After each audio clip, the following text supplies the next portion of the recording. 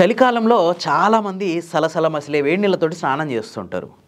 అదేంది అంటే చలికి తట్టుకోవడానికని ముచ్చట్లు చెప్తుంటారు. కానీ కొద్దిమంది ఎక్స్పర్ట్స్ ఏం చెప్తుంటారంటే ఇంత వేడి నీళ్ళు ఒంటి మీద పోసుకోవడం మంచిది కాదు అని చెప్తుంటారు.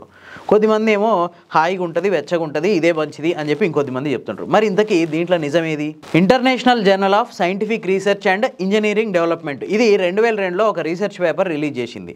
దీని ప్రకారం చర్మం మీద కెరటిన్ అనే సెల్స్ ఉంటాయి. విపరీతమైన వేడి నీళ్ళ స్నానం వల్ల ఈ చర్మ కణాలు దెబ్బతిని చర్మ సమస్యలు అనేవి వస్తాయి. మరి ఎట్లా చలికాలంలో వణుక్కుంటా చన్నీళ్ళ స్నానం చేయాల్సిందేనా? దీనికి కూడా ఒక సొల్యూషన్ ఉంది. అదేంటంటే బాగా మసిలే నీళ్లు కాకుండా గోరువెచ్చని నీళ్ళతో స్నానం చేయాలి. అంటే ఏ నీళ్ళు అయితే మన చర్మం మీద పోసుకుంటే చలి పెట్టొద్దు, అంతే, విపరీతమైన వేడి ఉండొద్దు, అట్లని చలి పెట్టొద్దు. ఆ నీళ్ళతో స్నానం చేస్తే మంచిది. దీనివల్ల స్కిన్ పై పొర మీద ఉండే సీబమ్ అండ్ లిపిడ్స్ ఇవి డిస్టర్బ్ అవ్వవు. ఈ సీబమ్ లిపిడ్స్ ఇవి రెండు మన స్కిన్ని దుమ్ము, ధూళి, బ్యాక్టీరియా నుంచి రక్షణ కవచంగా నిలుస్తాయి. విపరీతమైన వేడి నీళ్ళతో స్నానం చేసినప్పుడు సీబమ్, లిపిడ్స్ ఈ రెండు పోతాయి. పోవడం వల్ల డెర్మటైటిస్ అట్లాగే తామర లాంటి వ్యాధులు వస్తాయి. సో గోరువెచ్చని నీళ్ళతో స్నానం చేయడం మంచిది. అది కూడా ఓన్లీ చలికాలంలో మాత్రమే. మిగతా రోజుల్లో నార్మల్ వాటర్తో స్నానం చేస్తే బెటర్.